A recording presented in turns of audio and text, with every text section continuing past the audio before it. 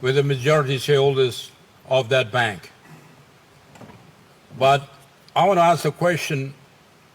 The question is in relation to the long lines that we have in the bank. If you come early in the morning at the working days on Monday to Friday, or even on Saturday, in the city of Lae, you would see a long line, and that long line, the customer's long line, does not commence at 8 o'clock, but it commences as early as 3 o'clock in the morning. They come early, they walk. How they come, I don't know, but they come because they want to get the service from the bank. And there's a very long line. And for me, I said, oh, long man Chanapia, long man bank. Can they come up? We've now gone into high technology. And the bank should be able to devise a system in which to remedy that problem of long lines. Sometimes the people can get killed because the line extends to the road. Honorable Governor, we have a point of order. So I'm asking the question. Honorable Governor. Still time, so ask him to ask the supplementary question. Honorable Member, your point of order is in order. Governor, we'll go straight to your question. Well, ask the question. I have to put the circumstances in which gives rights to this question. I can't just file a question. Intelligence must come into play, my friend.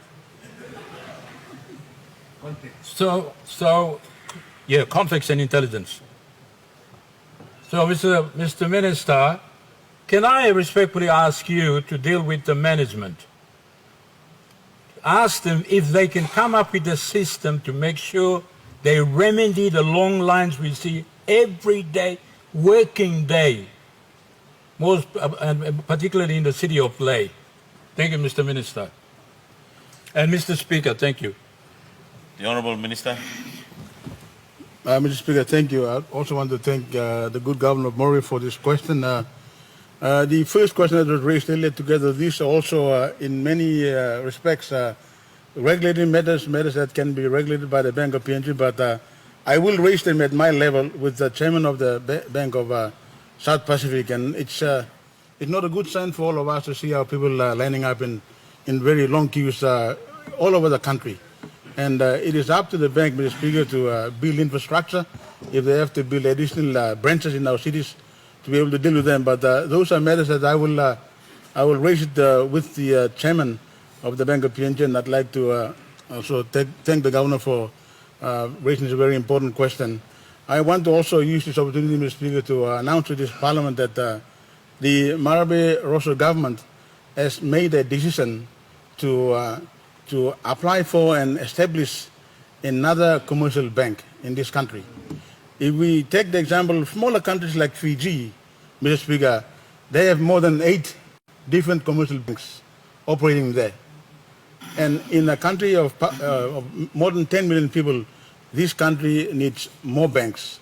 And when you take into account the fact that ANZ Bank and Westpac are downsizing their operations, and they don't seem to be keen in expanding their presence to other more remote areas and having presence there, it is incumbent upon all of us as leaders to seek to establish another bank if we see that the existing banks such as BSP are not providing the service that our people need.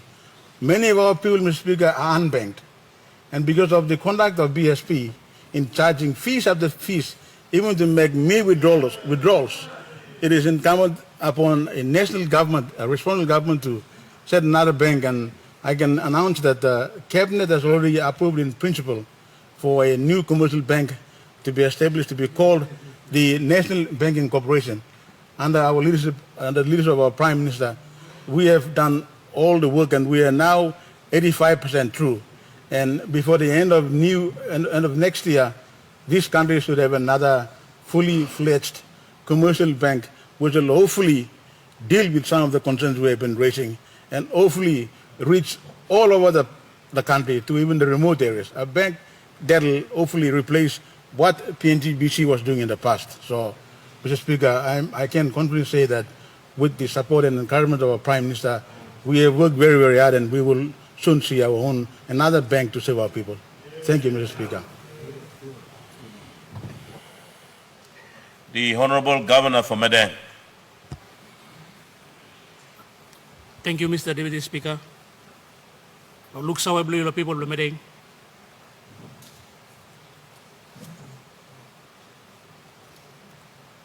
Mr. Deputy Speaker, my series of questions is directed to the Minister for Mining, and I'd like the Prime Minister to take note.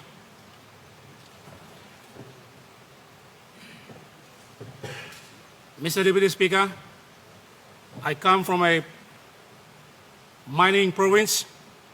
My series of questions relates to the Ramon nickel and cobalt mining in Medang province, which is managed and operated by the Ramon Nickel Management Limited.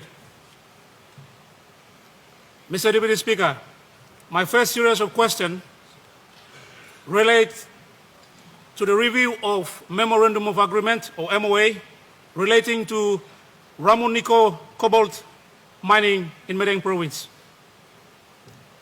Mr. Deputy Speaker, the MOA is reviewed every 5 years since the mining commenced in 2000. The last review was done in 2013, which expired in 2018. Mr. Deputy Speaker, since being appointed as Minister for Mining in the Morobe government, were you being briefed of and are now